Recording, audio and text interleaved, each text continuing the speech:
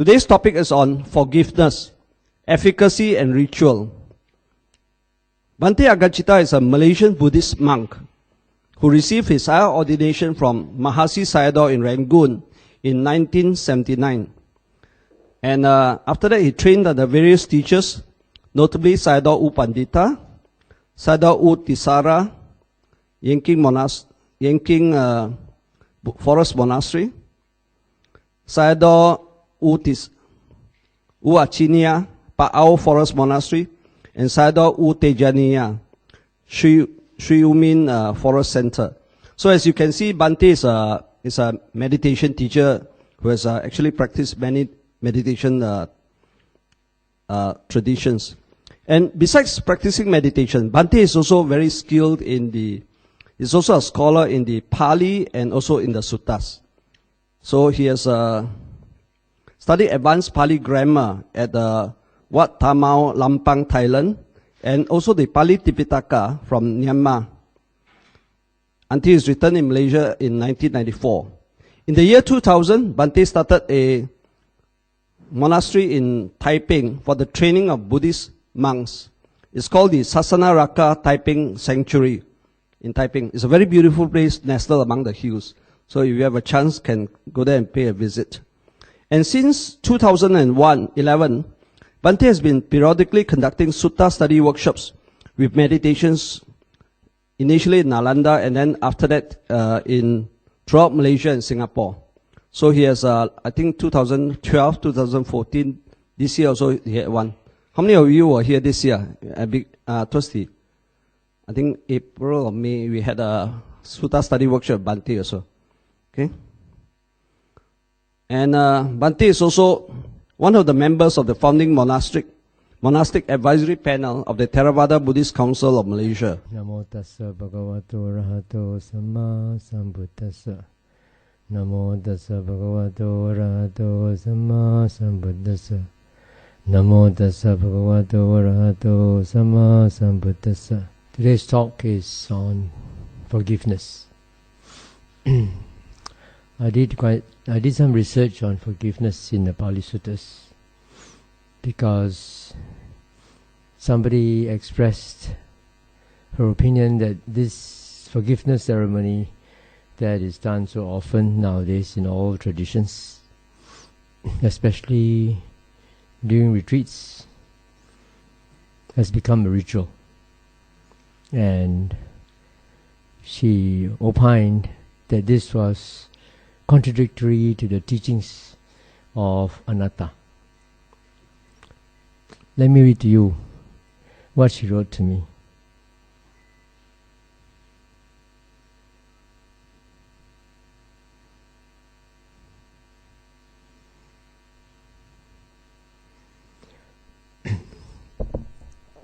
My doubt on forgiveness is because of the Buddha's teachings on not-self. If we understand the teachings of non-self, we will never be hurt or offended, right? Correct. When you forgive, it implies that there is a self that is hurt or offended. The practice of forgiveness, hence, does not lead to wisdom. It perpetuates wrong view. The practice is neither skillful nor wholesome. It merely appears to be so.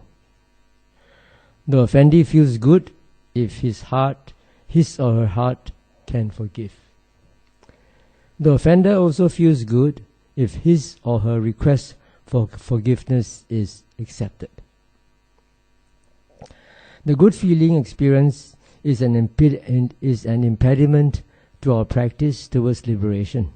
It serves to perpetuate wrong understanding at best and increases or reinforces our delusion of an egoic self or worst. Agree or not? It sounds very logical and reasonable, no? It is precisely because of my reasoning above that I expressed my concern to you regarding the asking for forgiveness ceremony at the end of this retreat. She attended one of my retreats before. The asking for forgiveness ceremony, apart from becoming a standard ritual for almost all retreats, is so very much at odds with the teachings received at retreats, especially retreats on not self, on vipassana retreats.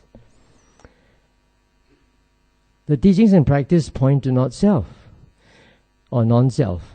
Yet we conclude each retreat with the asking of forgiveness for offending or hurting a self. It is such a contradiction. Right? Do you agree? So if you agree, don't need to ask for forgiveness next time. Asking for forgiveness is to make you feel good, and to make the other person who is offended feel good.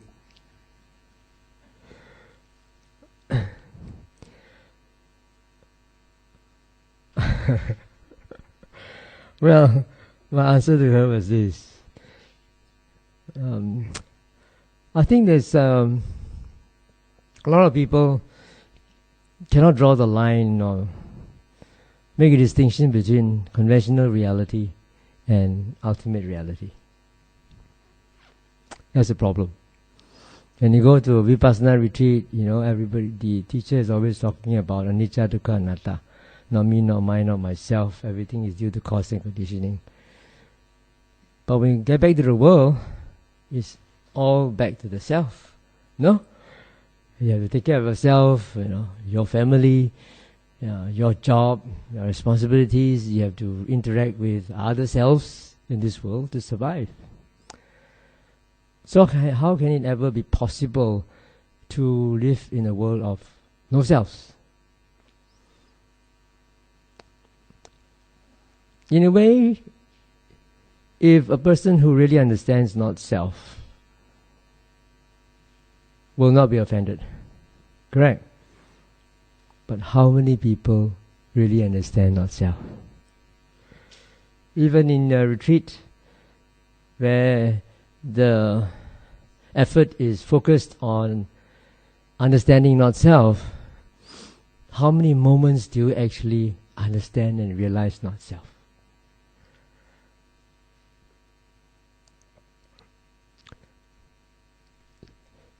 So my answer to her was that the Buddha was very comfortable straddling conventional reality and ultimate reality. And he will toggle between one and the other depending on circumstances. Correct?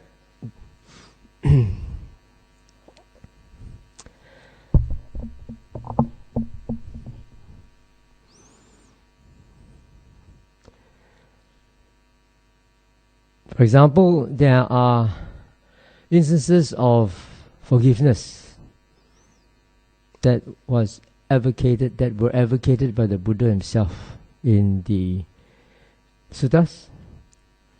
And yet there are other places where the Buddha talked about not self. The Buddha said, Sabbe Dhamma Anatta. All things are not self. All things means all conditioned phenomena as well as unconditioned phenomena are all not self. They don't have an abiding self behind them.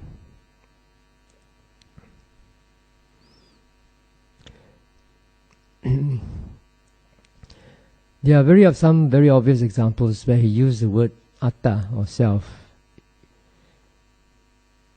in a very conventional sense. For example, I'm sure all of you must have heard of this famous phrase.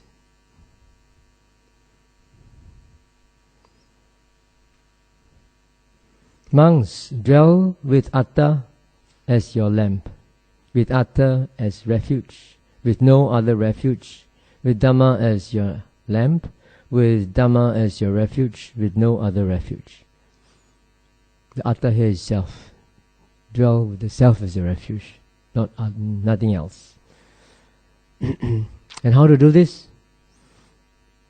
In some places the Buddha just ended like that. In other places the Buddha will continue. How does a monk go about dwelling with Atta as a lamp, with Atta as refuge, with no other refuge, with Dhamma as refuge, with Dhamma as the lamp, with no other refuge. Then he says, here among dwells, contemplating the body in the body, feelings in feelings, mind in the mind, dhammas in dhammas. Which means that one who is taking or dwelling with the Atta as the lamp, as a refuge, is one who is practicing the four establishments of mindfulness. That is what the Buddha meant. If you are practicing the four establishments of mindfulness, then you are taking the self as your refuge, the self as your lamp, and no other refuge. It does not mean that you don't take the Buddha as refuge. Yeah, the Buddha, whatever the Buddha says has to be taken in context. Right? And some people just quote this short passage and say, we need to take the refuge in the Dhamma only. We need to take refuge in the Buddha or the Sangha. So you have to be very careful, you know. Some people says, well, you know, you take the refuge in the Dhamma only, it means only the suttas and nothing else.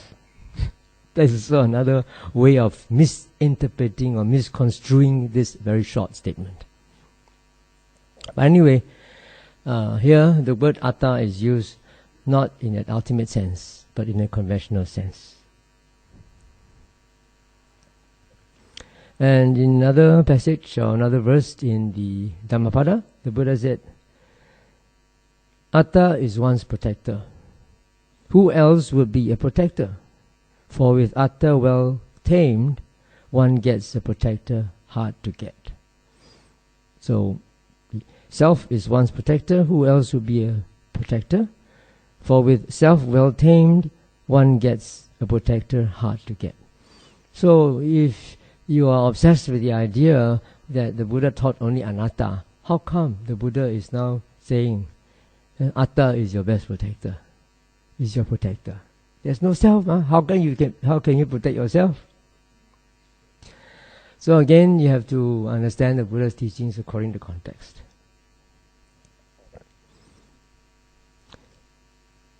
In my recent workshop, if you have read it, if you attended it, you will know that in the book Lona Kapala Sutta,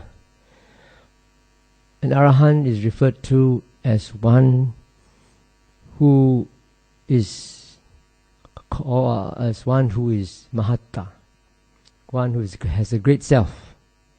Alright? So again, this seems to contradict the idea of not self. An arahant has completely realized not self. And yet, why is it called mahatta? Like you've heard of people calling Gandhi, Mahatma Gandhi. So that Mahatma is also an epithet for Gandhi himself. Actually, the word Mahatta or Mahatma is used in a figurative sense, in a conventional sense, that this person is a great being. He's not a selfish person, he's a great self in the sense that he goes beyond or transcends the ordinary selfish concerns of people.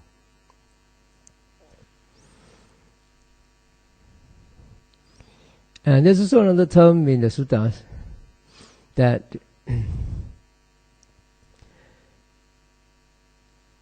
in Pali it's called Attamana. Atta means self and mana means mind. So literally it means self-minded.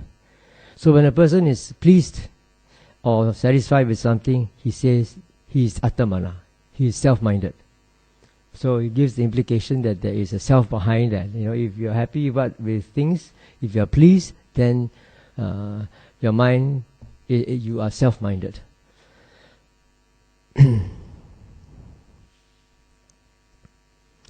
Okay, so we can see that the Buddha uses the word atta according to context. Sometimes it's conventional, sometimes it's ultimate, and the Buddha never really drew any distinction, and you have to draw your own distinction according to context. Okay, let's now come to the forgiveness so-called formula that is used in the Pali Canon. This can be found all over the place. But this usually happens when somebody has transgressed something. Somebody has committed an offense, and that person realizes it, and he will make a confession. So here, this case is from King Ajatasattu. This is found in the Digha Nikaya. I think it's in the second sutta, Samanya Pala Sutta, where King Ajatasattu approached the Buddha, and I think it was towards the end of his discourse. At the end of the Buddha's discourse to him, he realized his transgression and he made a confession in front of the Buddha. A transgression has overcome me, Lord, in that I was so foolish, so muddle-headed, and so unskilled as to kill my father, a righteous man, a righteous king, for the sake of sovereign rulership. May the Blessed One please accept this confession of my transgression as such, so that I may restrain myself in future. So this is a standard formula used in the Vinaya and in other cases where lay people committed an offense against a monk. So here, the only thing that you change is the specific instance. Right here, the specific instance is kill my father, a righteous man, a righteous king, for the sake of sovereign rulership.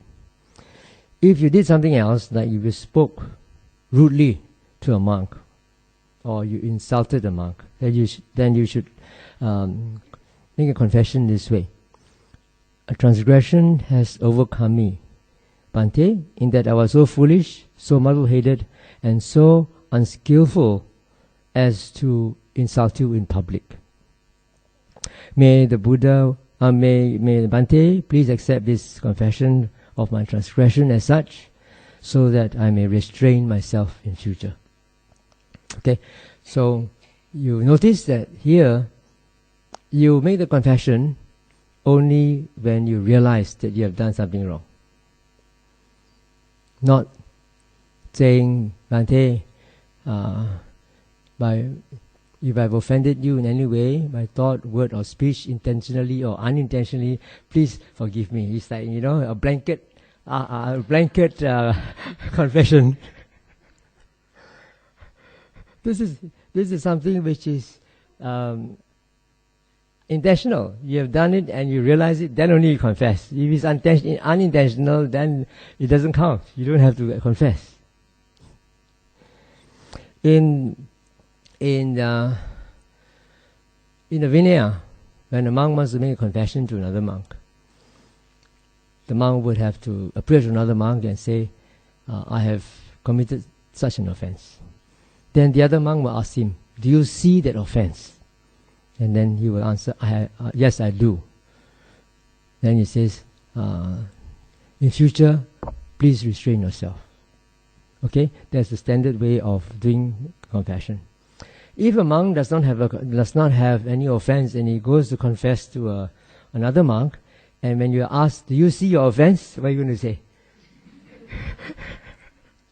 If you say yes, but you don't, then it's musawada. It's wrong speech, and again, that's a new offense. So that's why the Buddha said, if you don't have any offense, you cannot confess. Confessing without any offense is another offense.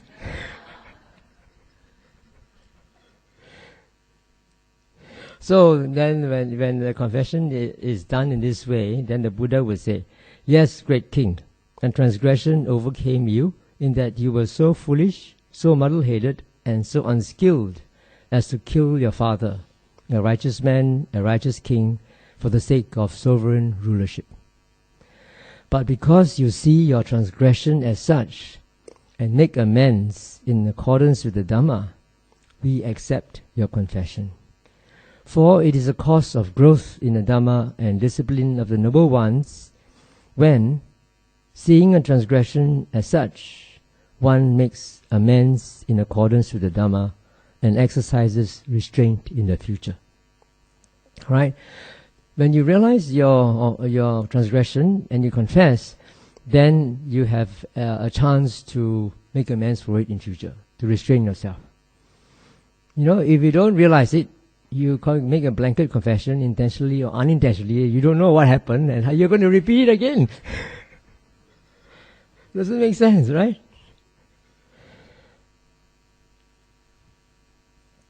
But this appears to be a confession on the part of the offender rather than forgiveness on the part of the receiver, right? Who need not necessarily be offended. So in this case, the Buddha was not offended. You know, it's not a matter of the Buddha being offended, but this transgression was about something else. He killed, King Aggacitta killed his father. And now he realized his mistake.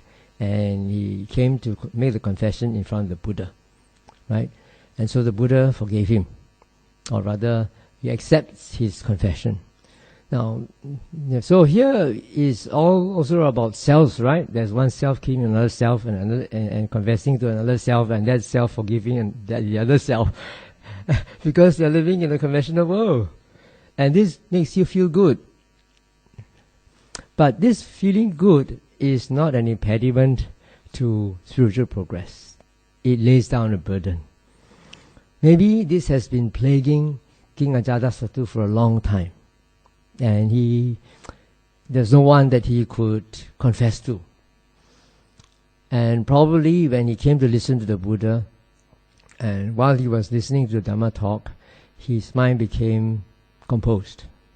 That's one of the things, the advantages of listening to the Dhamma talk. If you listen to the Dhamma talk intently, then the 5 hindrances are abandoned, and your mind is ready for spiritual enlightenment. But he couldn't get enlightened because this was blocking him. So, but his mind was clear enough, and he now realized his mistake. Perhaps only now he realized that it was really a grievous mistake, and he made the confession in front of the Buddha. So, although this may not be a direct case of forgiveness for somebody who forgiveness on the part of the offendee towards the offender, there are also cases where this is involved. Not so much of a confession, but an actual forgiveness. But there are few. One can be found in the Lion's Roar, AN 911, Book of Nines, Sutta number 11. What happened was that a bhikkhu had, for some reason, maybe due to jealousy or something, made a false accusation against Asma Sariputta. Right, and then later he actually complained in front of he came to the Buddha to complain that Asma Sariputta had brushed against his robe as he was passing him. And he took offense in that. Went to complain to the Buddha. Okay, then after that the Buddha asked, I think the Buddha called Asma Sariputta to come up and to verify whether this accusation is true or not. Then at the end of the cross-examination, this bhikkhu realized that he had committed an offense. So what did he say? Then the accusing bhikkhu rose from his seat, arranged his upper robe over one shoulder, prostrated himself with his head at the Buddha's feet, and said to the Blessed One, Bhante, I have committed a transgression in that I so foolishly, stupidly, and unskillfully slandered the Venerable Sariputta on grounds that are untrue, baseless, and false. Bhante, may the Blessed One accept my transgression, seen as a transgression, for the sake of future restraint. Then the Buddha answered, surely, Bhikkhu, you have committed a transgression in that you so foolishly, stupidly, and unskillfully slandered the Venerable Sariputta on grounds that are untrue, baseless, and false. But since you see your transgression as a transgression and make amends for it in accordance with the Dhamma, we accept it.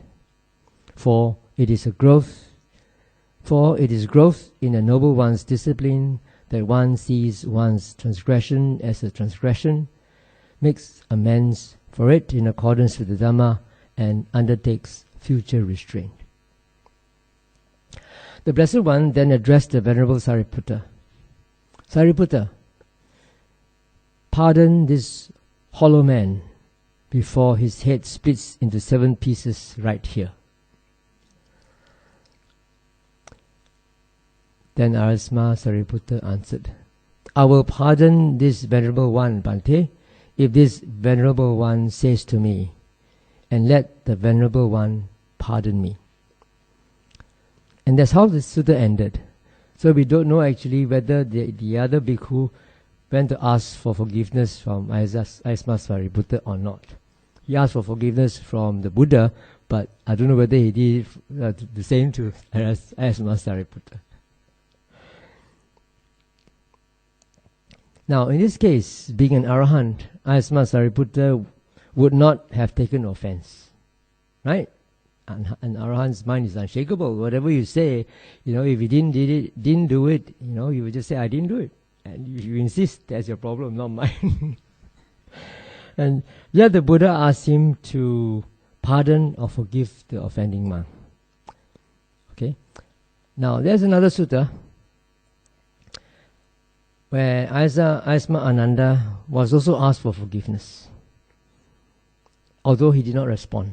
Here at least Asma Sariputta said that I would pardon him if he were to ask for forgiveness. But in the next case, in this Kokanuda Sutta, Anguttara 10.96, Asma Ananda did not respond. To give a quotation from that sutta, there was this conversation between Kokanuda and Asma Ananda, asking some questions about the Dhamma. Then, at the end of which, this Kokanuda said, what? Have I been talking with a great teacher without realizing that it was Venerable Ananda? Had I recognized that it was Venerable Ananda, I would not have cross-examined him so much. May Venerable Ananda please forgive me. But Asma Ananda did not respond. He did not say, I forgive you. Now then, in Ambatta Sutta, Digha Nikaya, Sutta number 3, the Buddha responded when he was asked to forgive Ambatta, the young arrogant Brahmin, by the latter's teacher, Pukkarasati. This young Brahmin had engaged in a debate with the Buddha. Or rather, when the Buddha was addressing this group of Brahmins, this young Brahmin was interrupting very often. So his teacher, Pukkarasati, then said to the Buddha, foolish Master Gotama is the young man Ambatta. Let Master Gotama forgive Ambatta the young man. Brahmin, may Ambatta the young man be happy. That was the Buddha's response as a way of forgiving him. Now he says, Sukhi hotu Ambatto manavo. Another case of forgiveness can be found in the Vinaya Pitaka, in the Mahavagga. Now, if a pupil did not conduct himself properly, a pupil of of a monk, if a pupil did not conduct himself properly and deferentially towards his preceptor or teacher. The latter is permitted to dismiss him by saying or gesturing or doing both in one of the following ways. I dismiss you. Don't come back. Take away your bowl and robes. I am not to be attended to by you. At that time, the dismissed pupils did not ask for forgiveness. So the Buddha ruled that it would be an offense of wrongdoing if one did not ask for forgiveness. So if a pupil has been dismissed by his teacher due to various things, misbehavior or being stubborn or what, then the teacher should ask for forgiveness. Or rather, the pupil should ask for forgiveness from the teacher. So if the pupil that did not ask for forgiveness, then it will be an offense, a venial offense. At that time, the dismissed people did not ask for forgiveness, so the Buddha ruled that it would be an offense of wrongdoing if one did not do so. However, some preceptors or teachers did not forgive the dismissed pupils when they asked to be forgiven. So the latter went away, left the order, or joined other non-Buddhist renunciants. Because they were not forgiven by their teacher, they went away, went to other monastery, or went to join other, disrobe, or went to join other non-Buddhist renunciants. Then the Buddha ruled that it will be an offense of wrongdoing on the part of the preceptor or teacher if he did not forgive when asked to do so. Right? So forgiveness is something which is required by the Buddha, provided that the person who asks for forgiveness realizes that he has done something wrong and is genuine in wanting to make amends for it.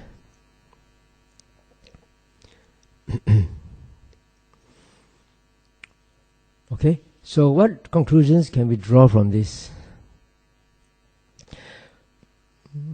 We have to, number one, a meaningful forgiveness ceremony does not contradict the Buddha's teaching of anatta, because the former is done on a conventional level, right? Like the practice of the 4 Brahma Viharas, when you radiate loving kindness to beings. That is also on a conventional level. If there are no selves, then who are you radiating metta to? Then while the latter should be applied to the ultimate sense, anatta should be applied in the ultimate sense, that there is no abiding self, things are all due to cause and conditioning, right? Especially in the practice of vipassana. Secondly,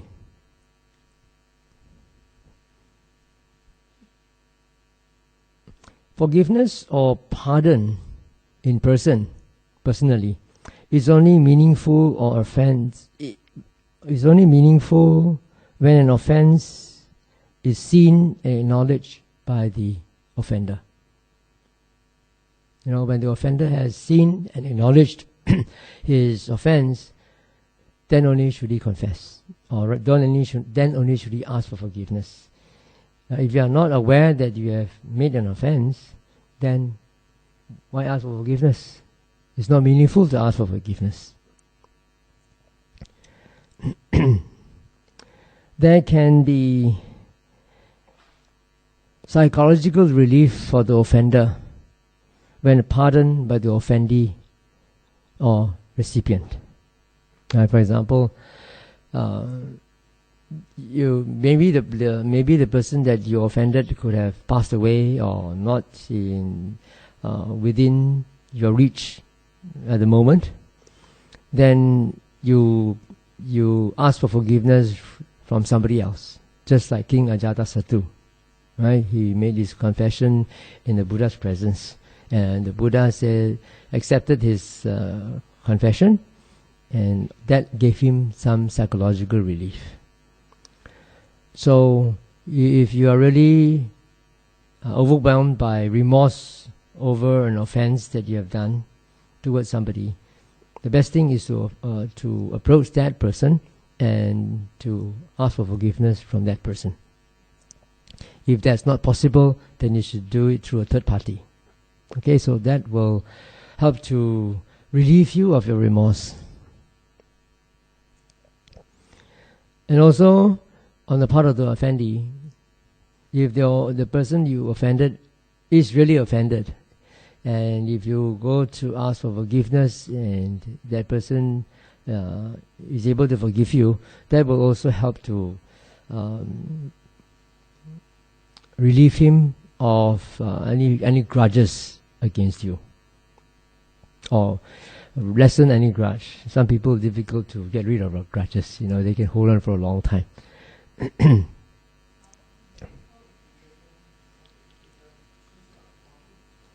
Yeah, what if they choose not to forgive?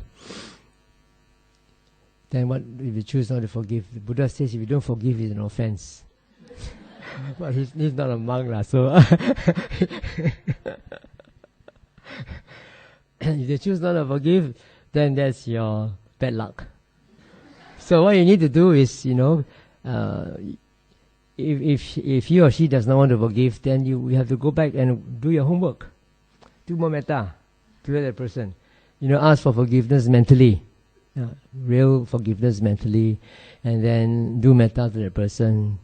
And after doing metta, actually is very, very powerful. After some time, you ask again, maybe she'll forgive you.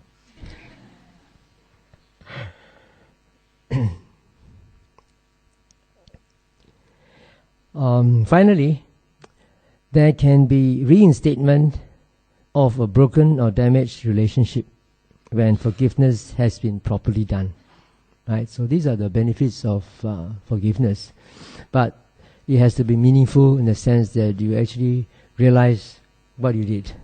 Not the blanket one, intentionally or intentionally through word, speech, or through mind, through thought, speech, or action. That one doesn't make sense. Now, also, right, having said this, in my retreats, I usually start my retreats after taking precepts and all that by doing a general confession formula. This one is for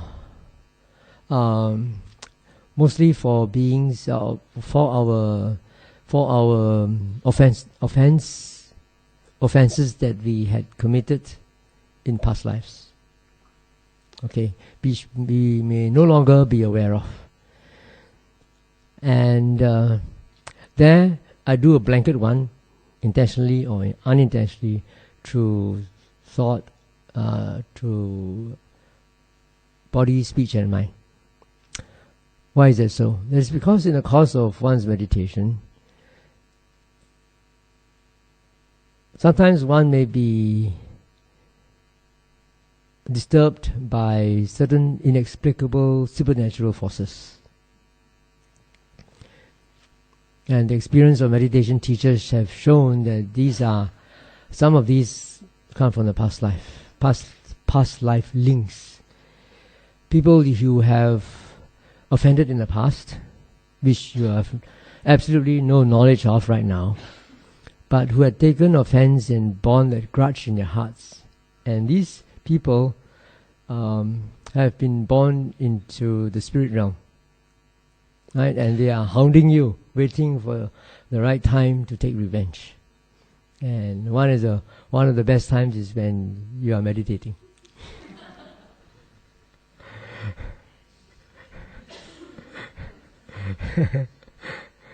This happens only when people are meditating. If they are not meditating, it doesn't happen, because their minds are so busy with other things. These spirits can't get near them.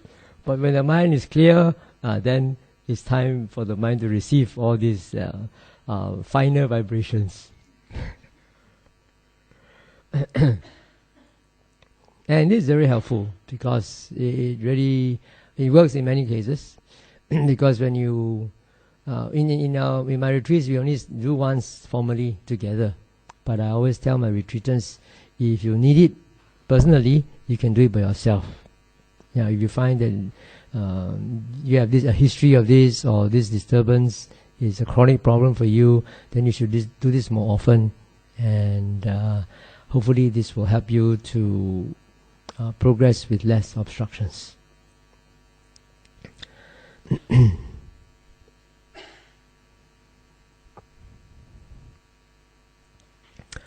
Okay, another important form of forgiveness, or rather another important application of forgiveness, is during bereavement service. We monks in SBS are very selective in doing bereavement service because we don't want to be like the Sri Lankan monks going around every day to anyone who calls us. Then we'll be on call all the time and we won't have time to do our own thing. So we only do to our supporters. One of the things we do is that in a bereavement service, we don't do much chanting, just the basic metta and Thirukutta Sutta.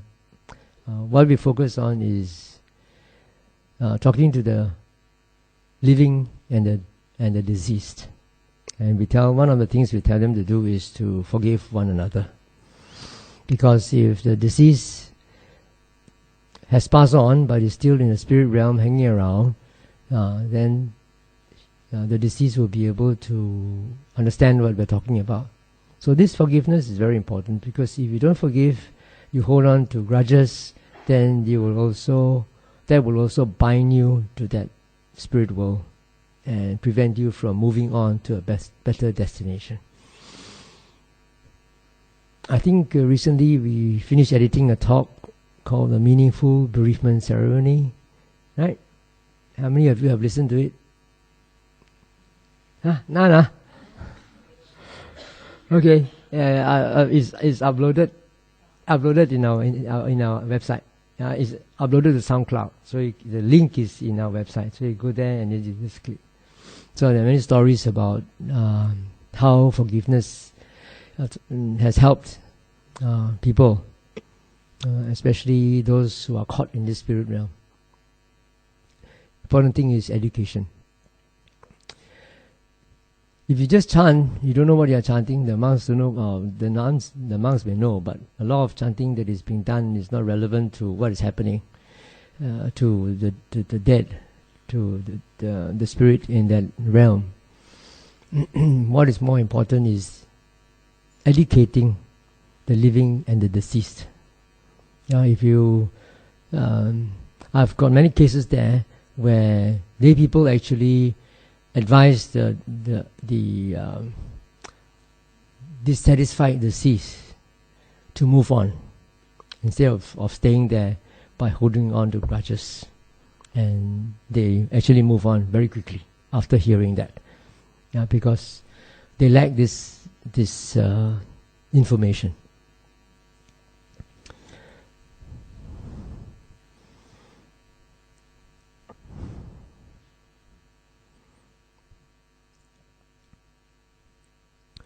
Okay, now coming back to this practice of anatta,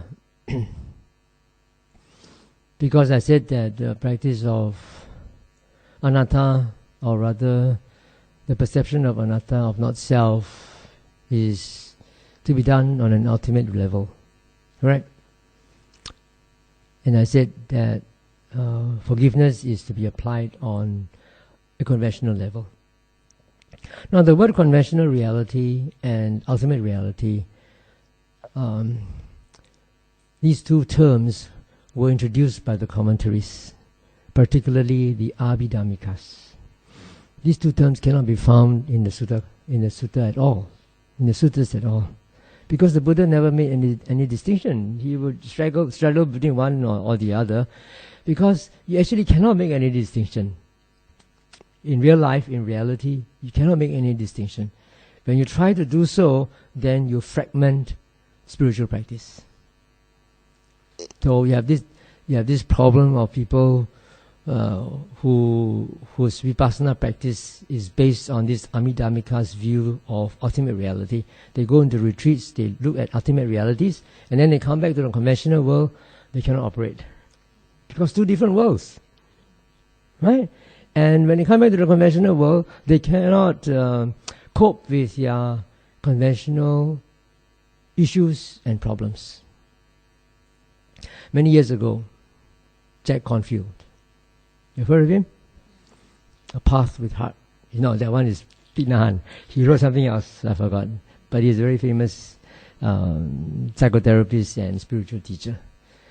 Many, many years ago, he posed this question. He said, how come we Western Vipassana teachers have to seek psychotherapeutic help from our psychotherapists? Aren't they supposed to be masters of the mind? So somebody asked me this question, I said, and immediately when I was asked this question, I already got the answer. You know, it's because these Vipassana teachers were trained in the ultimate reality. You know, so they fragment their practice between Vipassana practice and their private life. It's different. You can only do Vipassana when you look at ultimate reality. Conventional reality do not exercise the characteristics, the three characteristics of anicca, dukkha, anatta. So because of that, when you do Vipassana, you don't do conventional reality. When you're conventional reality, you do that, you cannot do Vipassana. So this is something that I've been trying to deconstruct. I've been trying to deconstruct and telling people that the Buddha did not make this distinction, and the object of Vipassana is not ultimate realities. The object of Vipassana is conditioned phenomena. Conditioned phenomena is anything that arises due to cause and conditioning. That also includes concepts, ideas, right? Concepts, ideas, beliefs, expectations, these are all due to causes and conditions. Even the sense of self you have is due to cause and conditioning. Okay, coming back to the practice of not self. When you do Vipassana practice and you combine conventional and ultimate reality together, instead of dividing them into ultimate and conventional reality, you just look at conditioned phenomena. Don't care whether they're ultimate or conventional. Yeah, whatever that arises is due to cause and conditioning. So when the mind is calm enough, then you incline the mind to look at cause and conditioning. Where did this thought come from? How did it arise? Where did this idea come from? How did it arise? What is the immediate cause for it? What are the past conditioning behind such a thought? For example, you walk along the street and then suddenly somebody walking past catches your eyes attention, and then you glance at the person and immediately that person reminded you of somebody. Okay, so immediately when that person reminded you of somebody, then the thought will run to the past experience with that somebody. That guy had cheated me 20 years ago. And immediately, the feeling, very unpleasant feeling will arise. Okay? Alright, so did that thought arise because you purposely think? No, right? That's anatta. That's anatta in action. That's not self. It arose because of present circumstances, because your eye came into contact with somebody. And that somebody reminded you of somebody in the past. Right? That is past conditioning. And because you had not forgiven that person for cheating you 20 years ago, that's why this feeling came about. So, if you are able to look at this again and again, as continuous as you can throughout your daily life, you will see that all your thoughts, ideas, your views, your assumptions, everything are based on causes and conditions. Right? And when you see this more and more often, then you understand. Everybody also like that. Not only me. We are all slaves of present circumstances and past conditioning. Unless you are a very good practitioner, then you can stop this. You can stop this by recognizing that it's no longer beneficial to hang on to this old past conditioning. Yeah, when you see this unpleasant feeling arise because you haven't forgiven that person, you see often enough, then one day you say, why are you still harboring that grudge against this person? That's 20 years ago, he's dead already. But still you're hanging on to that grudge, and you're feeling unpleasant because of that. So what is causing you the unpleasantness is your own hanging on to that idea, to that grudge, that he should not have cheated me.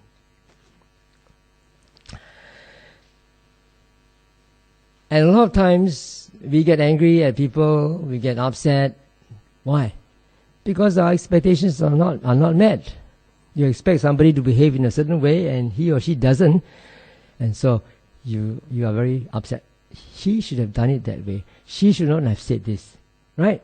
All the shoots. So I call them snipers. Because you're always shooting people. You should not do this, should have done this, should not done this.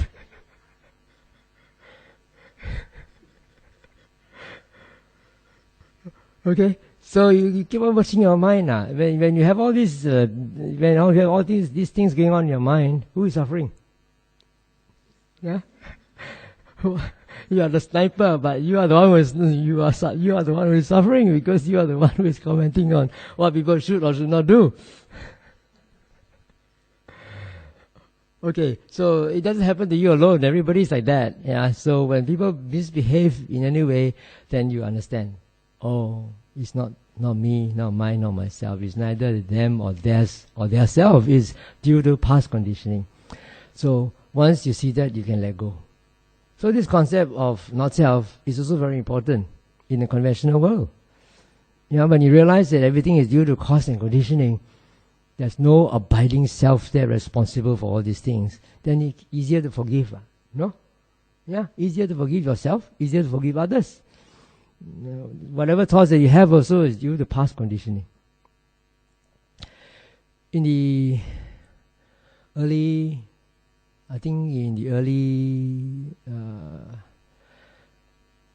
19th century, late 20th century, when psychology and psychotherapy were getting very popular, there was this very popular view that a lot of the idiosyncrasies of people are rooted in their childhood traumas, the way they were brought up by their parents.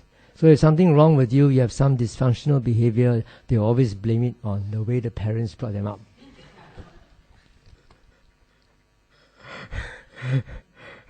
Right.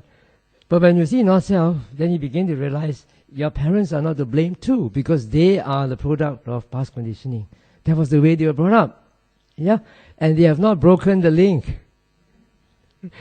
So if you break the link, then you will not continue it on your children. Or you will just continue to do the same thing. Slaves of past conditioning. So if you want to achieve liberation from being a slave, you have to practice looking at not-self in your daily life, not just looking at ultimate realities in a Vipassana retreat. Right? So that's why I always stress the most important thing is looking at how your mind reacts to what's happening to the senses, especially to your own thoughts. And to understand how these thoughts are formed due to causes and conditioning. Okay, so I shall stop here and open to the floor for questions.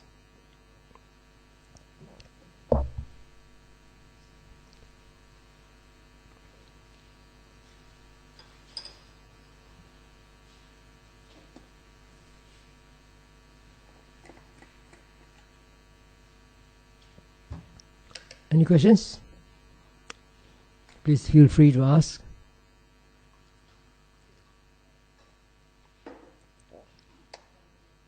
Yes. Somebody, please give her the mic.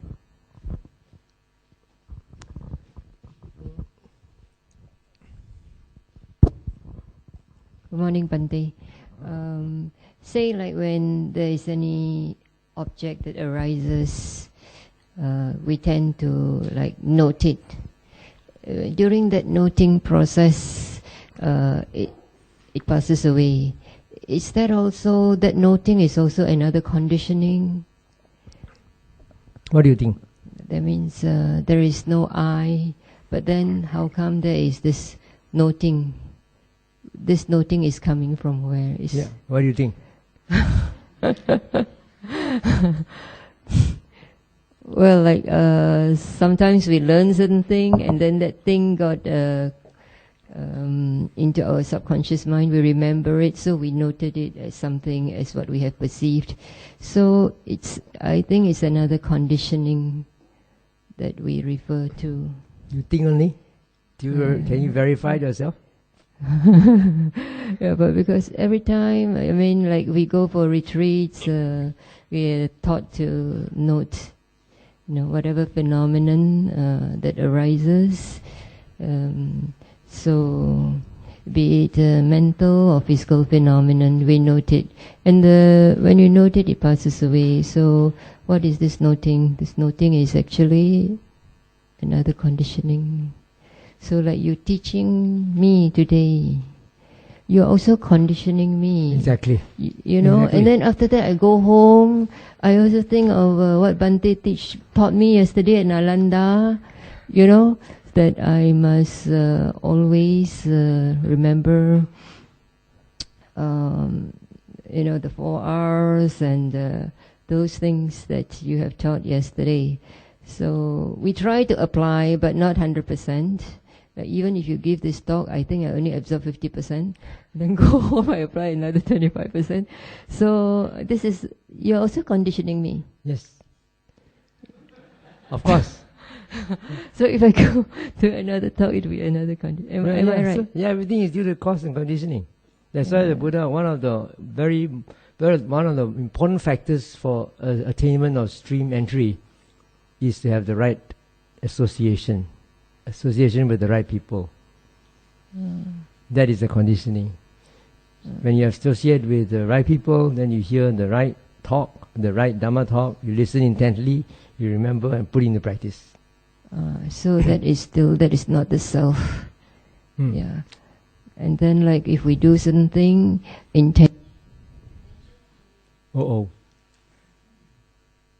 Battery.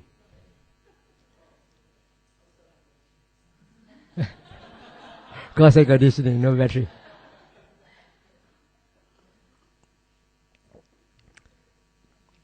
Yeah, while we're waiting for the battery, let me say something about the noting. Okay. Now you have been conditioned to just note things. So you note things arise and immediately they disappear. That is good in a sense that it helps you to be focused or be more composed, because your mind is not distracted by all these thoughts. But if you just note too quickly, you don't get to know what sort of thought it is. You don't get to know the content of the thought. Right? Because in the Vipassana methods that are based on ultimate reality, you don't want to know what you think. You just want to know that thought has occurred. Thought arises, note, thinking, planning, go away, then come back to your rising and falling or whatever. When you do that, then you don't get to understand how the thought is conditioned into existence. So you don't just note it away. You note it, but at the same time, know what sort of thought it is. Although you know the content of the thought, you don't continue to make a story out of it. You just know, let go.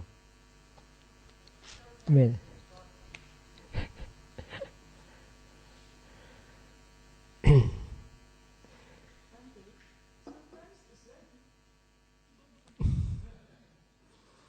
You're trying to record.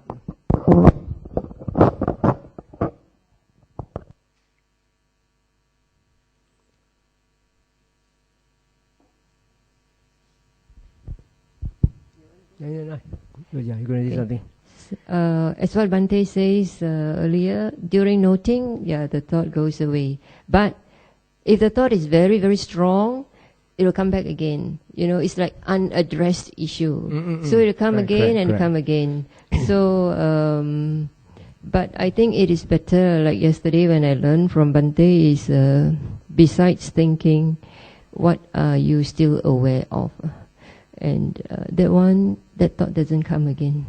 Because you sort of aware of what is going on, rather than pushing away and then momentarily shelving it. It will come and haunt us later when conditions are right. So that is a subtle difference there. You see, what I taught last night, the other anchor principle, is just a way of stilling the mind. That's samatha, right? Yeah. But when the mind is still already, then you have to investigate. That's the next step. Then you have to investigate the nature of the thoughts. To understand the cause and conditioning for those thoughts. So, but in that case, in that way, the mind will always be chattering. So like in a retreat, we are not supposed to allow the mind to chatter.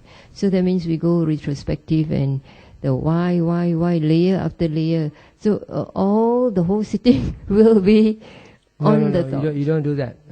Because last night's talk was very short. I couldn't tell you, this I will introduce towards the end of my retreat.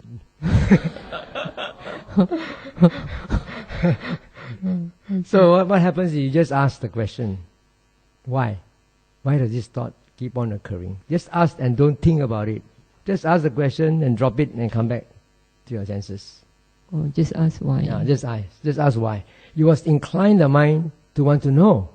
If you don't incline the mind to want to know, the mind will be very happy to just touch and go. Right? Touch and go. It's good enough. Then they will give you peace of mind. But you don't solve the question. You don't solve the problem. You just sweep it under the carpet. Okay. Thank you, Bhante. Okay, welcome. Yeah, over there. No, here. Pass it to him. He's the runner.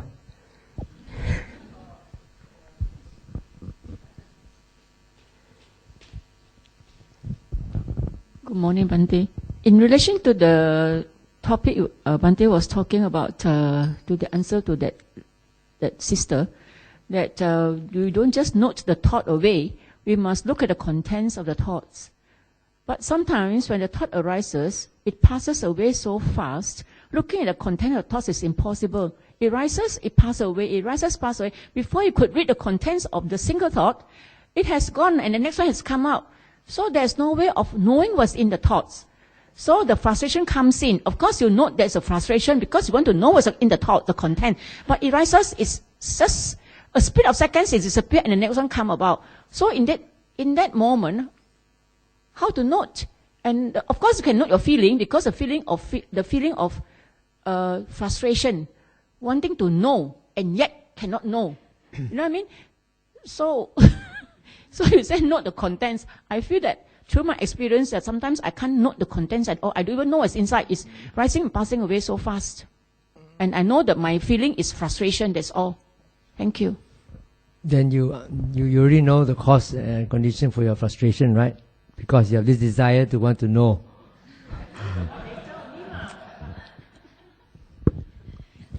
That frustration comes about later when I cannot get to see what is in the thoughts. Right. After rising and passing away, I'm trying to catch it. Many instances it's going and passing away, and then suddenly the feeling of discontentment or frustration. What is this? I cannot know. What is this? So then in the matter of second, just give up lah. Because so frustrated and you don't know, you just give up lah. That's all I can say. Okay, how do the thoughts come one after another? Pardon? Do the thoughts come one after another? Yes, it's like a string up and down. The thoughts flow and went off. It's non-stopping, Okay. But you cannot see the contents. Okay. So that's how you try to look at the content before you could really penetrate the content. The next one arises. That one has passed away, and doing so for so many seconds that you feel so frustrated. You don't know what is it, and then the sort of unhappiness inside you are supposed to call unhappiness because frustration. Not knowing what is it all about. Thank you. Hey, hold on to the mic. Don't pass it away so fast.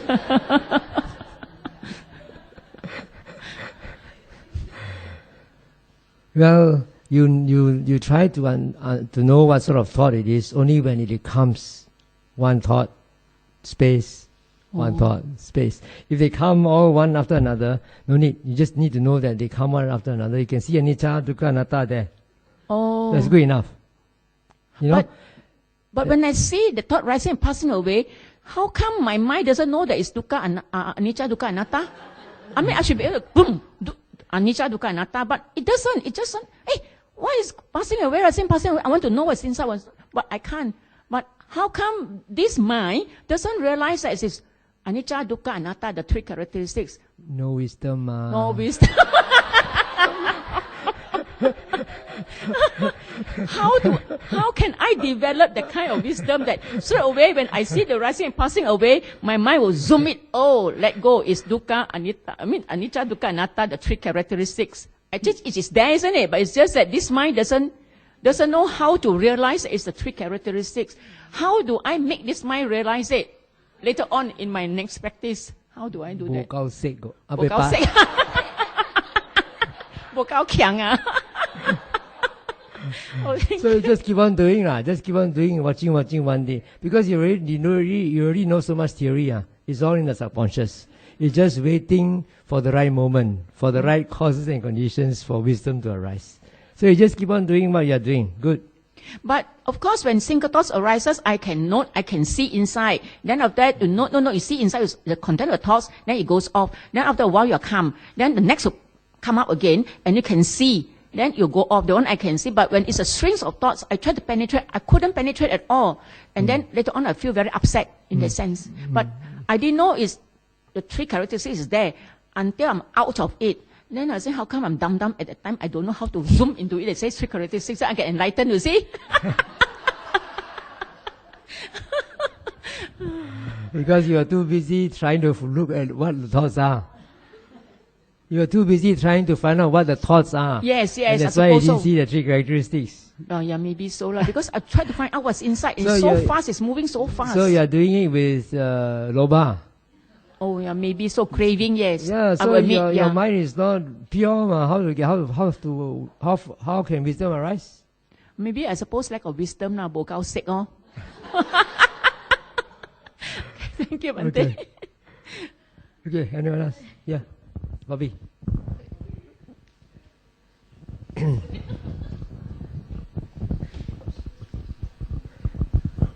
Bhante, in our life, after so many years, from young until now, we might have made some mistake in our life, might have committed something that's not so nice. So at this time, how do we confess? The monks will confess to the preceptor, right?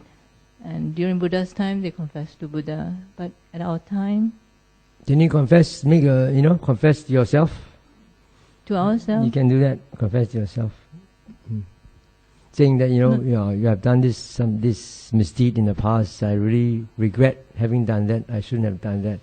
But this in the past, when the mind was deluded, right? So whoever I have offended, may he or she forgive me. If he or she is no longer here, wherever he or she may be, reborn in, or whatever. Now, currently we'll be aware. Being aware means you actually sort of know you do something wrong. That's not actually confessing to yourself yet, is it? Again?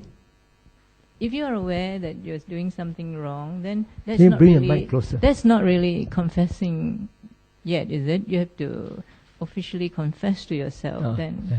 What if it doesn't go away? It's still, of course, it will always be in the memory, right? Cannot be erased. Then you have to, talk to yourself that this was due to deluded mind.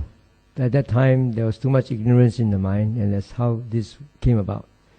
And all these defilements don't belong to you anyway. The Buddha said that the mind is luminous and is defiled by visiting defilements. Right? So understanding that way, then it's easier to let go. So these are just the victims of defilements.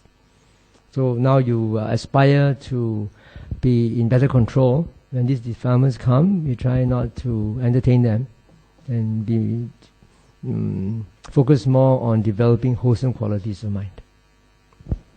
Okay, thank you. Yes, somebody else somewhere. Who else? Yeah, okay. Good morning. We were talking about expectations just now. Referring to the workplace, for example, I have an assistant who works under me, and there are certain expectations that I hope that she can do, but sometimes she's not able to meet those expectations. Sometimes or most times? Most times. But also I'm learning to manage my own expectations. And I am one of those people who is quite a perfectionist, so I'm learning how to manage that. But in the moment, I get so frustrated, and it's almost like I have to snap to feel release. So I might say something like, "Why didn't you do it?" And that offends her, and later I feel bad because I don't feel I was very nice. But it happens so often, but in that moment of frustration, I just can't stop myself. What's your advice? Thank you. Be more aware of yourself, more often, more continuously. You can see that a lot of our sufferings come about because of our clingings to expectations. I have also got a perfectionist streak in me, and that caused me a lot of suffering when I was in university, because we will have group projects, and you want to score, and yet the other group members are not doing their job, and you're doing your best. So that actually was a blessing in disguise, that led me to Buddhism to find out the cause of suffering, which is craving, clinging on to expectations. So an important thing is that when you're in the world, you're working with people, you need to have expectations. I'm not saying that you live without expectations. That's impossible. But you need to have realistic expectations. You want to give work to a certain person, you must know his or her capabilities. If you give a certain type of work to her and she has not been performing 80% of the time, then that work is not meant for her. Yeah, you got to do something else. Give her something else which is within her capability. Number one. Number two is to lower your standards. Right? Maybe the formatting is not too good, the paragraphing is not well aligned, also but if the document comes out and it still gets across its point, then that might be good enough. Right? There are the two things. One is to have realistic expectations, and secondly is to lower your standards. And when you make expectations, also always have it at the back of your mind that this expectation may not be fulfilled. Right? So you won't be so disappointed. Okay. Thank you. Okay, another thing is keep watching your mind watch your mind more often. Watch how you react to such things, and look at the cause of suffering. You are frustrated, you are suffering, you are angry because you are clinging on to certain ideas, right? So that is the cause of your suffering. So when you realize that, then you have to modify your idea or reduce your clinging. Sorry, just to touch on that, from the conditioning from our childhood, my mum, growing up, was always very big chick, okay? Very frustrated all the time. And I understand because she was a single mother, but that in turn made me a very frustrated person, and I get very, very big chick. For example, she'll be taking a nap and she'll say, "Why are you playing with the plastic bags? You just wake me up, Or, "It's 7:03, I told you to be here at 7 o'clock. All the cars are waiting behind me. Faster, get in the car. Go, go, go." So, that has become part of my personality, and I'm 30 years old now. And I find it so difficult to change that. So difficult. Because in those moments, it just overtakes me. So you have to practice more. Every day? Yeah, all the time. As long as you're awake. Okay. Have you attended any retreats before? No. That's important. Attend a retreat, learn the basics and apply it in your daily life. Thank you. Welcome. Anyone else? Yes, somebody at the back. No. Use the mic, please. Morning, Bhante. This is concerning my mom and her sister. My mom's 88 years old and her sister is 82 years old. When my dad passed away when she was about 30, so she has to look after 6 of us. So her sister helped her. My auntie stays with us a lot. So later, when we were more grown up, my aunt sort of got married and she adopted a child. And then she came to KL to stay, and it was difficult for her to balance staying with the husband and looking after the adopted child. So, and then my mom sort of, that time we were a bit grown, and my mom helped her. So now that she has been very caring, and recently when we have all grown up, and she found that my auntie has more saving than her. Then she then brought up this thing about, I look after your child without sort of you paying me. So it became the relationship between the sister become. So I'm not sure how to help, because she doesn't need all the money, but she just is. Recently she found out she has more saving than her. So what do we do? So I started to talk to her. I said, Mom, this sister is more important, or this sister is more important to you, the sister relationship, or money? You know, you willingly helped look after your her son, and she also helped us, you know. But so she'll be calm about it. Then the next time she talked to her sister, and that was last Saturday, she spoke to my auntie. She said, "Oh, I never charged you for looking after your son." So what can we do, or what can? Yeah. So I don't know what to do. It's, because now she's getting old, although her mind is still clear. She's clearer about historical stuff. Yeah, right. Than the Right. Yeah.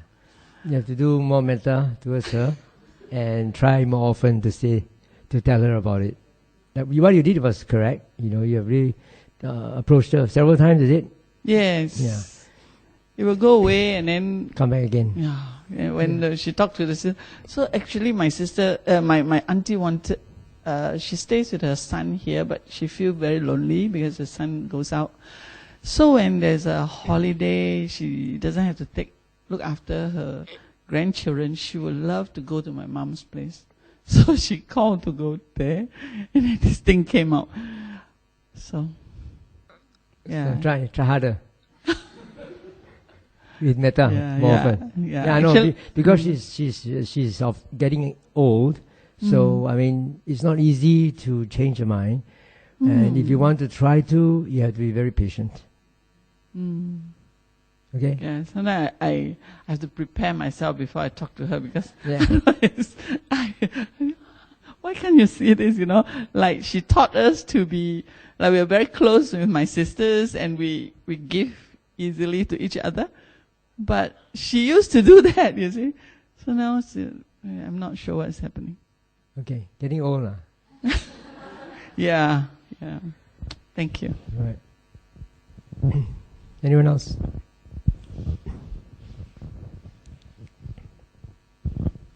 Bhante, in Vipassana, we know that the objective is actually to observe the conditionality of the sankharas that occur at the 6 sense bases.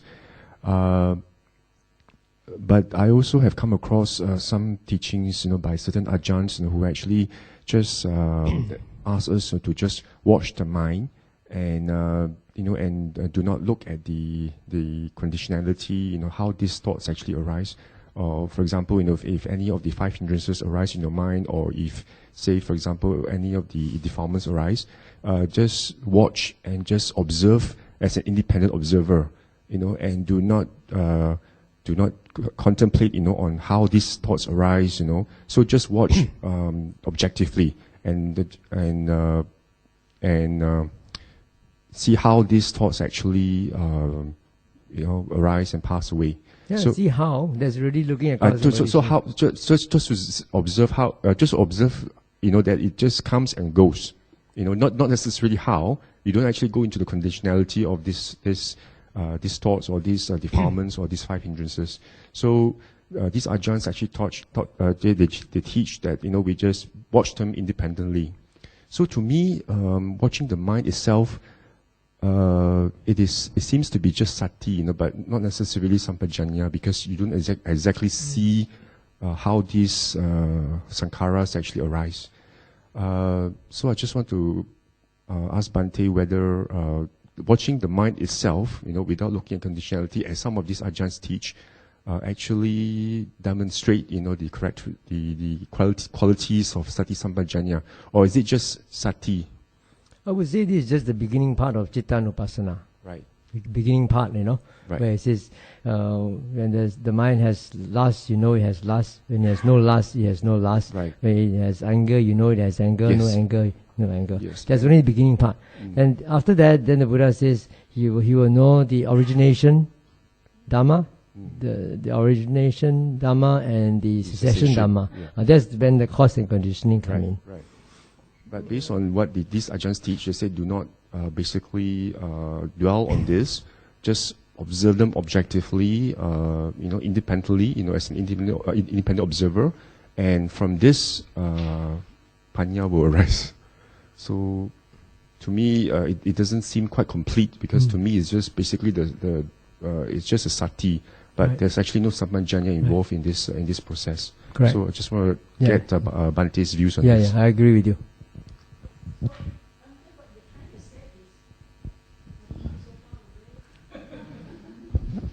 Never mind, Billy is a good runner.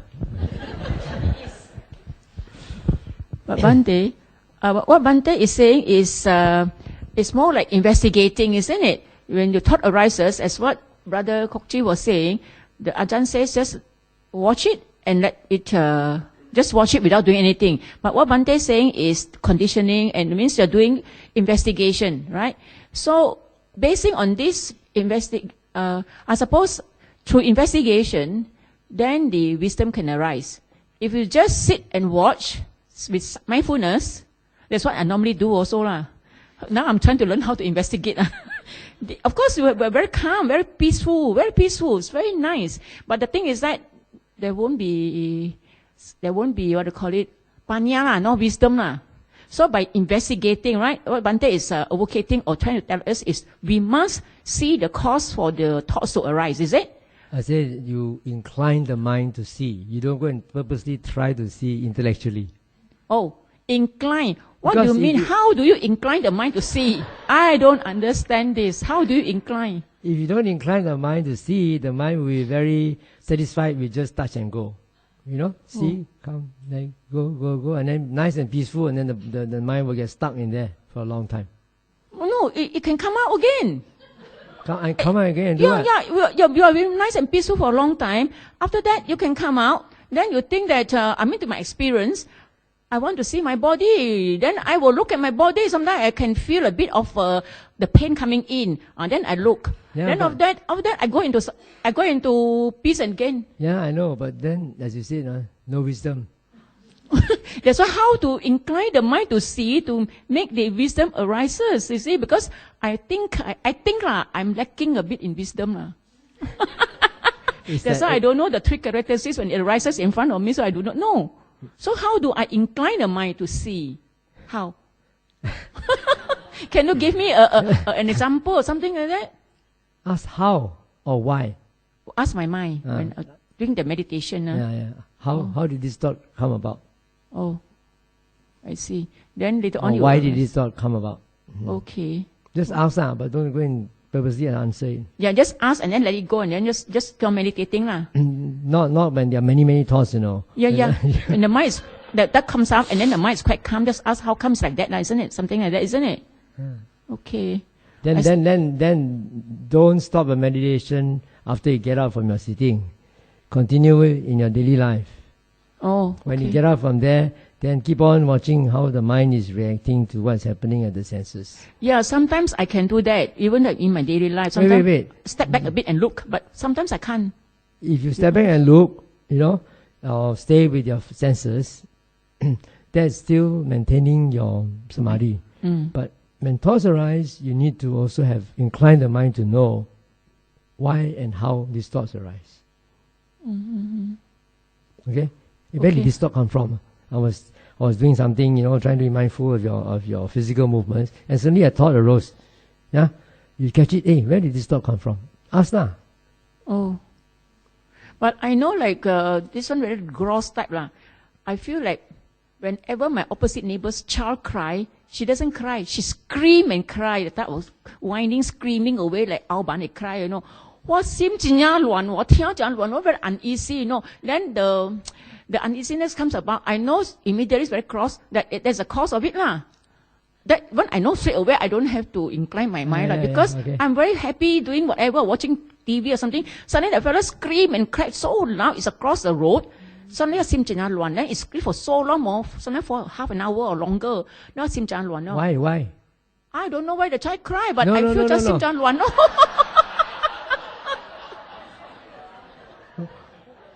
Because the child cry and scream so loud that it affect my. That is only the cause. And this is a cause lah. That is the immediate cause. Cause what is the condition? What is the condition? past conditioning for having such a reaction? I do not know. Ask. But I know the fellow cry and then it affects me. That's all. Next time it happens. So since it happens so often, ask now. Ask now. Ask yourself why. Why it affects me so badly? Why it affects you so much? Maybe psychologically there's something inside hidden right. from a child. I wouldn't know. So I wouldn't know. Maybe you don't know. Yeah, I wouldn't know. So what were you doing then? Also, maybe I wouldn't know as a child. I don't what were you doing then? Sometimes I'm doing some reading, or sometimes I'm watching a TV, or sometimes I'm doing something in the house, whatever I'm doing in the house. So when the fellow cry for a while, okay, that type of cry, yelling and screaming type, like, oh, but you want something, cannot get one type of thing, So it prolonged for half an hour or 20 minutes, and then 3-4 times a day, it really gets into me, I do not know why. That's why I was telling my friend that, how I seem can call. I feel very unhappy about it. No, so sometimes I take a car and go off lah. So there's some past conditioning. If you just walk off, you don't solve the problem. You're just, sleeping under the I grumble lah. I said, why can't she shut up, man? Grumble lah. As I'm doing some more, why can't you shut up? Then you become a sniper and you shoot yourself. But I do not know why, but I know it seems 真乱. But the normal cry, like baby cry, hungry, it's okay for a while, then they are fat, then the fellow kept quiet, But so if 4-5 times a day, then it eats into me, I do not know why, honestly. So ask, okay, next time I'll do that.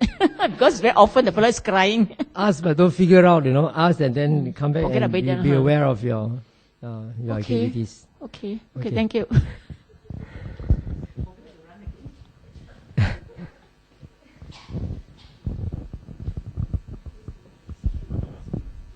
Good morning, Bhante.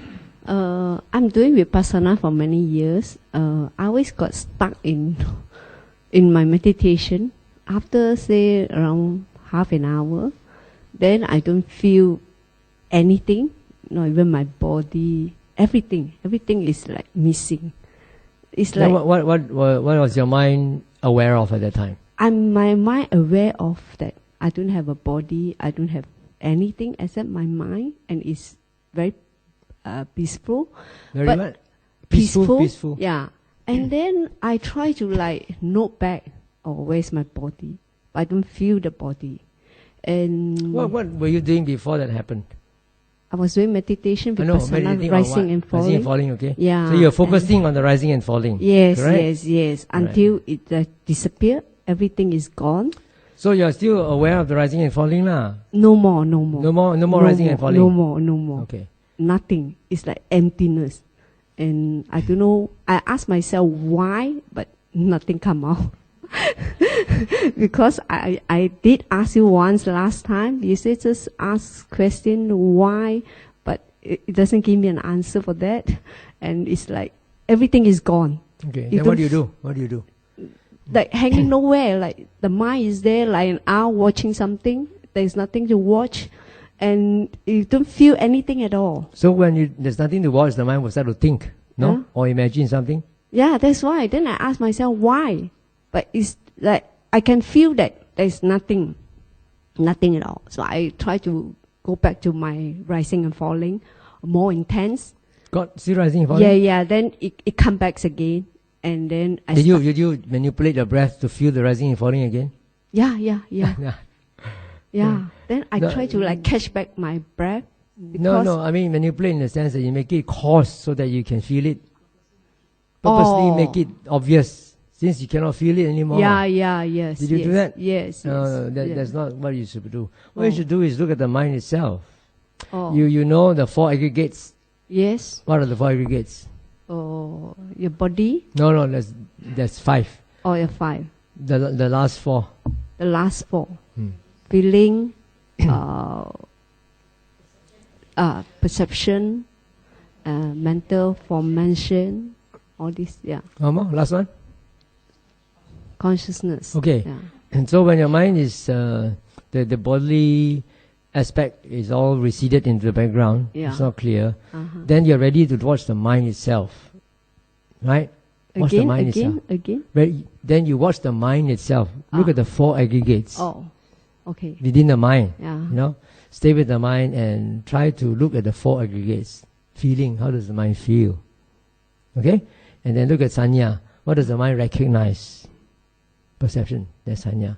What does the mind recognize in there? Yeah, but there's a sense of awareness, right? A sense of awareness is there, right? That is consciousness. Oh, That's the fifth aggregate. Okay. Right? Okay. So you move around and look at these four aggregates. These four aggregates, because the rupa... Not your body. No more, no more. So look at these four. Oh, okay. These four aggregates. Okay. Just keep looking at these these four of them. Yeah, okay. Thank you. Okay, then the first one is Vedana, feelings, right? How the mind feels, nice, not nice, comfortable, right? Okay, is that feeling there all the time? And secondly, perception, he recognizes that this is a good feeling. He recognizes, there's no more physical sensations. He recognizes that there's consciousness, there's the sense of awareness. That is the job of the second one. Right? The third one is volitional formation. Volitional formation is inclining your mind, directing your mind to want to know. Directing your mind, the volition, wanting to know what is feeling, wanting to know what is sanya, wanting to know what is consciousness. The will, the volition behind it. Okay? And then consciousness is the bare awareness that you're still aware. Although there's nothing there, there's still this awareness. But you wanted, that means you are clinging to that wanted. But I thought we are not supposed to cling into something. No. This the third, that aggregate, sankhara aggregate, volitional formations, or volitional, it involves will. I'm saying one in the sense of a will, volition. Yeah, okay, not one in the sense of lobha, not in the sense of greed. Okay. Right? Okay. So you say you incline the mind to see what sort of feeling you have at the moment. That is a volition. Right? You incline the mind to check what you recognize. There's another volition. You incline the mind to see consciousness. There's another volition. So these are volitional activities of the mind. That is the third of the fourth aggregate. The last one is consciousness. Consciousness is the sense of being aware, of being conscious. You say that there are no more physical objects, but there's a sense of awareness, isn't it? Awareness, there's a consciousness, right? Yeah. So look at these four things. Look at these four things. Okay, don't try to manipulate your body so that your rising and falling becomes gross again and go back to a gross. Yeah, because some monk told me that you go back to your rising and falling. No, because your mind has gone to beyond the rupa. beyond the five senses. Oh. So now you just stick to the sixth sense. Okay. It's the sixth sense base. Okay. Okay. Thank you. There's somebody behind next. There. Bhante, can you clarify? I have this doubt about conditioning and is that the free will? The example that when I make decision to come here or not to come to attend your talk, then my mind decide if I don't come, then I can listen to your maybe MP3 or CD. Then the other mind, the other thought arises said, oh, if I come, then I may personally be here. Then some stimulation may arises better. Stimulation. That means if I come personally, then some better thoughts may arise when I listen to you personally. So then I decide I have to come here Then is this not considered a free will? Then is it because of conditioning in the past? I have this experience. What do you think? I need your further explanation because I have doubt. Sometimes I feel I have free will. Sometimes I feel I don't have free will because of the past conditioning. So I have this. I have to make this decision. But then I say I sometimes have free will because in other condition I may choose not to come because of my mind at that time. I maybe conditioning. I decide not to come. So yeah. I am not clear about this. Whatever decision you make, whatever choice you make, is also based on conditioning, on causes and condition. Yeah. Just now you said that if I come, then I may get more stimulation, right? Is that the main reason? Yeah. Yeah. So then this stimulation must have been based on a past experience.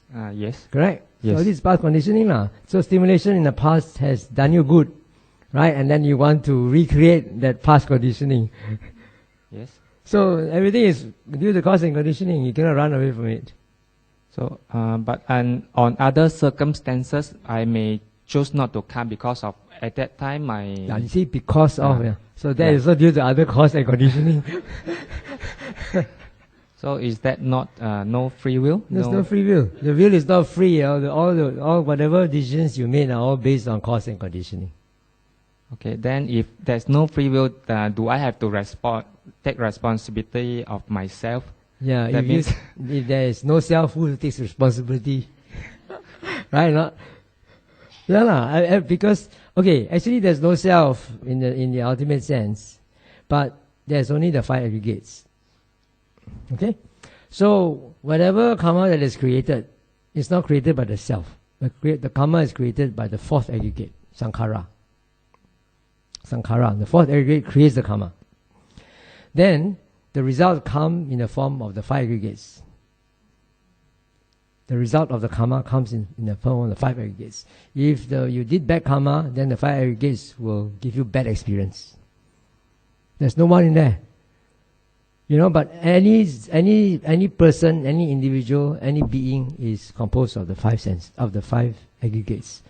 So these five aggregates are changing all the time, and they are also subject to past conditioning, which is past karma. Right? So you say, when you say I take responsibility, it's on a conventional sense. I say yes, but in the ultimate sense, no. You don't take responsibility. You don't have to take responsibility. Automatic. It is sankhara that is the one that creates all this karma, and as a result of this karma, the five aggregates are there. So if you really create bad karma in the past, then whatever you experience through the senses will be unpleasant. Your body also will be disfigured or disabled or whatever. Your senses may be also not perfect. According to so the Buddha said in one sutta that this is all past karma. Your six senses are all past karma. And your present karma is your reaction to what's happening in the senses. Then my reaction also based on cause and conditions. Yeah, based on cause and condition. That's why just now I was answering one lady. I say one of the most important, one of the most important factors for stream entry is association with the right people. That will give you the cause and the conditioning for getting right view. If you start off with wrong view, then you're not going to get to right liberation. Then the decision to associate with the right people also is based on causes and conditions. Yeah, of course. Then is it a fate? Then can be fate. Yeah, because it's all. Then I can't decide whether I want to associate with the good people. Then it's because of the causes and conditions. Then I make this decision to or not to associate. Then this thing also not determined by me. Yeah. Then is it a fate? Can we say that because of the... Not really fate lah. Not the fate. It's not predestined. I said it's due to present circumstances and past conditioning. So there's this present circumstances involved. Right? If you did really very bad karma, then you may be born in a non-Buddhist country. You're born in the Middle East. You're finished. What chance have you got to go near the Dhamma? You can say it's fated in a sense, because there are some effects of karma that cannot be changed. This is fated. Even the Buddha also cannot help. That is fated. But there are some effects of karma that can be tweaked. You can create good karma to sort of cover up the bad karma. But some cannot cover. So it's very complex.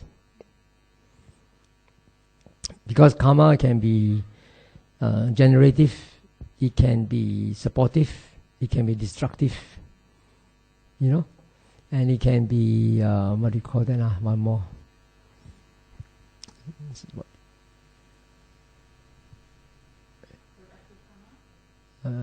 Generative is productive.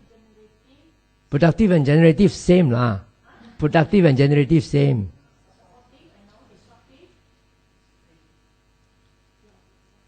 Yeah, one more I forgot. Destructive is the last one.